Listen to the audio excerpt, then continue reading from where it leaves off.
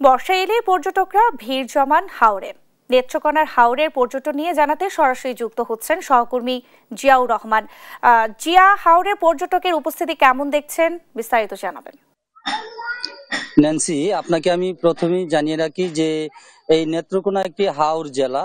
এই জেলায় কিন্তু সোমেশ্বরী, কংস, উদ্ধাকালী, ধনু এবং মগরা নদী সহ অসংখ্য নদ নদী এবং 134টির মতো হাওর কিন্তু এই নেত্রকোনা জেলার 10টি উপজেলায় রয়েছে। তো এর মধ্যে এই বর্ষা মৌসুমের শুরু থেকেই হাওর অঞ্চলে কিন্তু এই নেত্রকোনা জেলা সহ দেশের বিভিন্ন জায়গা থেকে যারা দর্শনার্থী আছেন তারা কিন্তু হাওরের যে সৌন্দর্য, হাওরের স্বচ্ছ জলরাশি, তার সৌন্দর্য উপভোগ করার জন্য তারা কিন্তু এই হাওর অঞ্চলে ছুটে আসেন। এবং বিশেষ করে ডিঙি নৌকা, বিভিন্ন ট্রলার, বড় বড় কাঠের নৌকায় কিন্তু তারা পরিবার নিয়ে হাওর জুড়ে তারা ছুটে বেড়ান এবং তারা হাওরের সৌন্দর্য উপভোগ করেন। তো আমি আরেকটি বিষয় আপনাদেরকে দেখাই। আমি এই মুহূর্তে যে জায়গাটিতে রয়েছি সেটি হচ্ছে জেলার আটপাড়া উপজেলার সেতুর বাজার মগরা নদীর একটি এলাকা। এখানে কিন্তু প্রতিদিনই বিকেলে এখানে সাধারণ মানুষজন কিন্তু এসে ভিড় জমায় এবং এই নদী দিয়ে কিন্তু হাওরে প্রবেশ করা যায়। এছাড়া জেলার মদন উপজেলা রয়েছে, মদন উপজেলার উচিতপুরও কিন্তু পর্যটন এলাকা।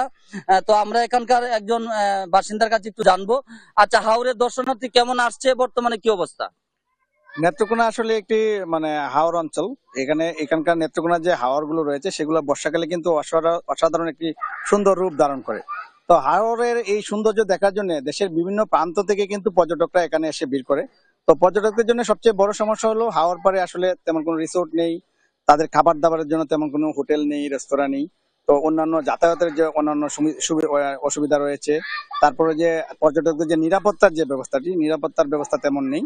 তো পর্যটকরা আসলে যদি নিরাপত্তার ব্যবস্থা করা হয়, ভালো কোনো হোটেল রিসোর্ট করা হয় এবং সবকিছু সুযোগ সুবিধা বৃদ্ধি করা হয়, তাহলে নেত্রকোনা কিন্তু একটা পর্যটনের জন্য একটা আকর্ষণীয় এই স্থান হয়ে উঠবে, বিশেষ করে হাওর অঞ্চল।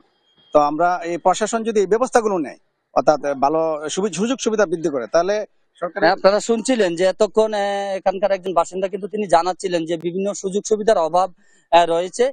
তো আমরা দেখেছি যে হাওরে কিন্তু প্রচুর লোকজন আসছে, তারা কিন্তু আনন্দ উৎসাহ করে। তবে এলাকাবাসীর একটি দাবি রয়েছে প্রশাসনের প্রতি যে হাওরে যারাই আসেন তারা কিন্তু পলিথিন নিয়ে আসেন, প্লাস্টিকের বোতল নিয়ে আসেন, এগুলো যেন হাওরে ফেলে না রেখে তারা যেন পরিবেশটা রক্ষায় কাজ করেন। সেই দাবি কিন্তু এলাকার সচেতনরা এবং পরিবেশবিদরা করছেন। এই ছিল নেত্রকোনার হাওর অঞ্চলের সর্বশেষ পরিস্থিতি।